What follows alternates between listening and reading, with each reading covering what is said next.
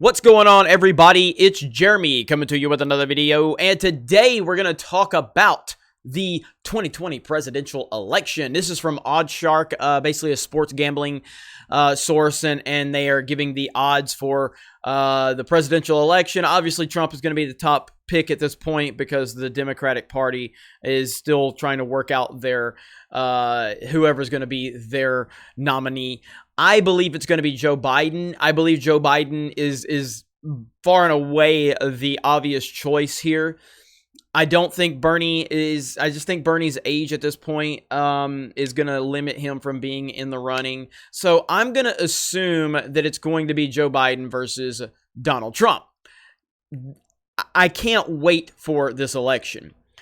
As an old school wrestling fan myself, WWF and a little bit of the WWE, I don't watch WWE anymore. It's unwatchable. But I will say that Trump and politics in general, and even before Trump, but definitely with Trump's emergence into politics, this has become my new professional wrestling. It is entertaining as hell. Now, again, politics has always been about entertainment value. It's never been about policy.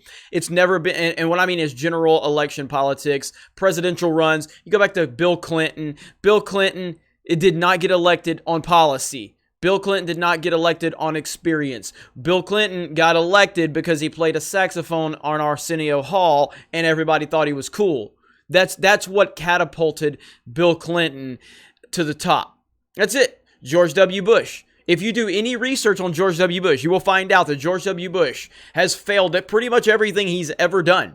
But because his daddy was a president and because his daddy put him in great positions, even though he failed in all those positions, but because of his name, because he was the guy you could go get a beer with. That element carries so much weight in politics. It's a popularity contest. Nobody voted George W. Bush in because of policy. Nobody voted for him because of his history of being successful at all these things. No, it was because he was likable. He seemed like a guy you could have a beer with, and his daddy and his name that came with it. That's it. Barack Obama, fantastic speaker. One of the great speakers when he has a list in front of him, when he has a script to read from. He's one of the great speakers of all time. There's no doubt about it. And he has an amazing ability to connect with people, and he has charisma, and he has the name. He has the name that's kind of like it flows, and it has this pop when you say it. You know, there's all the elements that played into Obama and his election, and none of it had to do with the fact that he was a community organizer. Because that's all he was. A one-term senator, community organizer. That's it. Why did Obama get elected? Because Obama had the it factor. He had something that connected with people. The media obviously loved him. And that's where we're at. But everybody says, it's a joke that Donald Trump got into politics. You're a joke because you've clearly never paid attention to how politics operate. General election, big election politics, it's all about the pageantry. It's all about the showmanship. It's all about the factors that you can't control, like George W. Bush having the name recognition, you know, all this crazy stuff. So now we're at the point where Trump has taken it to another level because Trump is a mother effing showman. He is a showman to the highest order. And he don't give a damn. And he has brought a serious WWF element to this. And I love it. And the Democrats have lost their minds. They've all gone crazy.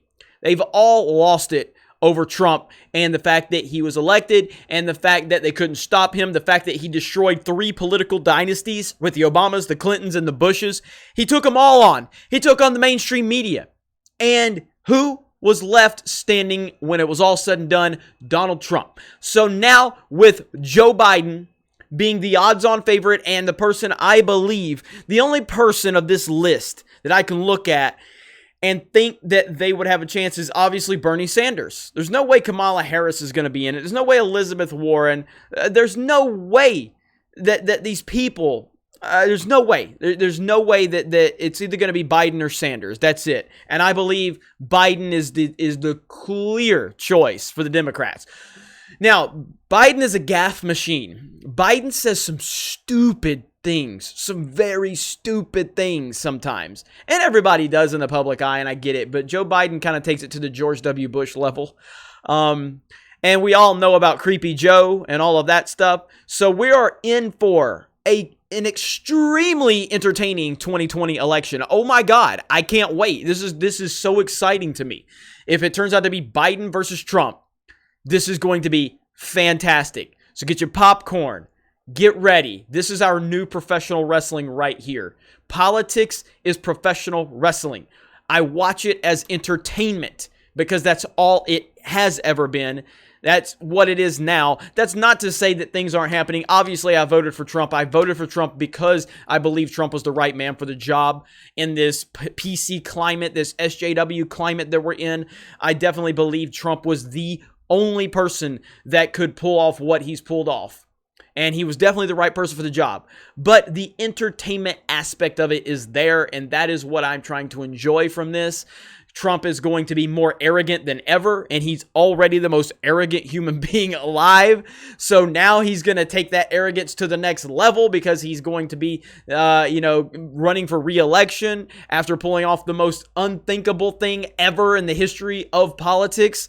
And Biden is going to, what Trump does, it's like, you go back to Marco Rubio during the Republican debates. Remember how Marco Rubio was like taking the jokes about like Trump's hands, and getting down in the mud with Trump. Like Trump brings him down to his level. And if you get down to Trump's level, you're done. You cannot survive. You cannot fight Trump on his level because he will destroy you. Ben Shapiro made this point one time where he said that Donald Trump, or how he said it was, he was talking about Oprah. And when she was considering getting in the race or whatever, like, I don't know, several months ago, yada, yada, yada. And he said, here's the difference between Trump and everybody else. He says, right now, Oprah, all the Democrats love her. The far left loves her. The mainstream media loves her. She's standing there and she's got a pretty white dress on. She's perfect. There's no flaw. She is beautiful. She's perfect. Perfect white dress. So the moment you jump into politics, that's when they start slinging mud. And the moment you get a little bit of mud on that dress, it starts to not look really good anymore. And it starts, that mud starts to stand out on that pretty white dress. And the more mud gets thrown, the uglier it is. He's like, Donald Trump is built of mud. It doesn't matter what you throw at him. He is built of mud and nothing sticks. And I'm like, holy crap, that's so perfect. That's so perfect. So again, I just say get ready. I think it's going to be Trump versus Biden.